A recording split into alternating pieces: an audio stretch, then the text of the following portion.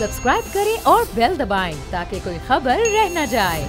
बहुत सारी सियासी खबरों और बहुत सारे सियासी तज्जियों में एक बहुत बड़ा इस वक्त कहत है और वो चोलिस्तान में है, जहां पर पानी ना होने की वजह से इस वक्त हालत ये है कि पहले जानवरों के अम्बात की इत्तलात आ रही थी और उसके बाद अब इंसानी जानें भी जो हैं वो ख़तरे में नज़र आ रही हैं। हुकूमतों का ये काम होता है कि फ़ौरी तौर पर इक़दाम किए जाएं, बल्कि ये पहले ही प्लान होता है कि खुश्क साली का ये मामला होगा तो कैसे इक़दाम किए जाएंगे, लेकिन शायद हुकूमतें बहुत पीछे हैं, लोग अपने तय कोशिशें करते हुए नज़र आ रहे हैं। आबदा बतूल साहिबा हमारे साथ मौजूद हैं। जी, कारकुन का लफ्ज़ आज उनके लिए इस्तेमाल करूँगा, वैसे तो वो एक बड़े सीनियर जर्नलिस्ट नज़ीर लगारी साहब की एहलिया हैं, समाजी बाकायदा को उनकी NGO नहीं है, लेकिन जब उन्होंने ये सूरत हाल देखी वो वहाँ पहुँची और फौरी तौर पर उन्होंने अपने तय जो कोशिश है वो करनी शुरू की। मैं चंद दिन से ये मुसलसल सोशल मीडिया पे देख रहा हूँ, उनसे वहाँ की सूरत हाल पहले जानते हैं। बहुत शुक्रिया आबदा बतूल साहब आपके वक्त का।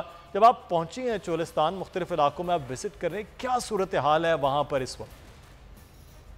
जी, बहुत शुक्रिया आपका मुझे इनवाइट करने का। ये है कि वहाँ पे सूरत हाल इंतहाई संगीन है। अभी जब बहुत ज़्यादा शोर हुआ है, हमने अपने तौर पर काम किया है, तो उसके बाद अभी ये है कि एक बाउज़र लेके जाते हैं जिसे हम वाटर टैंकर कहते हैं, और वो उसमें से 3-4 मिनट जो है वो एक एक घर में पानी देते हैं, और एक ही बस्ती में एक ही फैमिली की तकरीबन 125 गायें और बकरियां जो हैं एक ही हैं। अच्छा।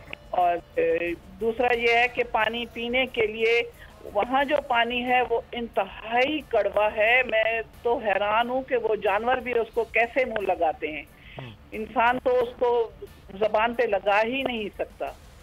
और बहुत ज्यादा आबदा साहब, ये आप जिस तरह से जानवरों के बता रही हैं, ये तो कुल असासा होता है उनके पास जानवरी, और तो कोई ना कोई ज़मीन है ना कोई चीज़ है, ये कुल असासा है जो हज़ारों रुपए के उनके जानवर बड़ी मुश्किलों से साल पालते हुए नज़र आ रहे हैं। इतना बड़ा नुकसान तो कोई हुकूमती सतह पर आप वहाँ नहीं देख रही हैं कि काम हो रहा हो?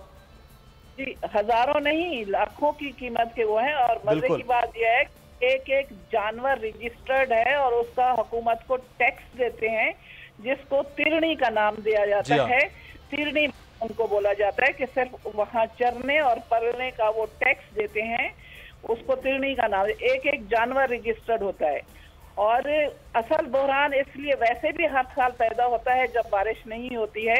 इस दफा का अलमिया ये है कि नवंबर में जब 99 साल की लीज पे दिया हुआ है अबू धाबी के और दुबई के शाहों को, तो जो टोभे होते हैं, जो इनका पानी की स्टोरेज की जगह होती है, वो बारिश के पानी उसमें स्टोरेज होता है, उसमें से उन्होंने टैंकर भर के जब उनका खैमों का शहर बसाया जाता है तो उसको उन्होंने बुलडोजर करके और उसको प्लेन करने के लिए उन टोभों में से टैंकर पानी के निकाल लिए।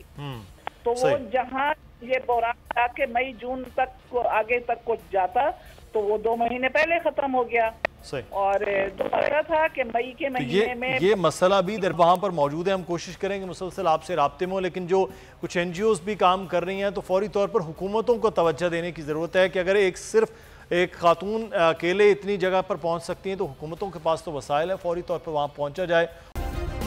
सब्सक्राइब करें और बेल दबाएं ताकि कोई खबर रह न जाए।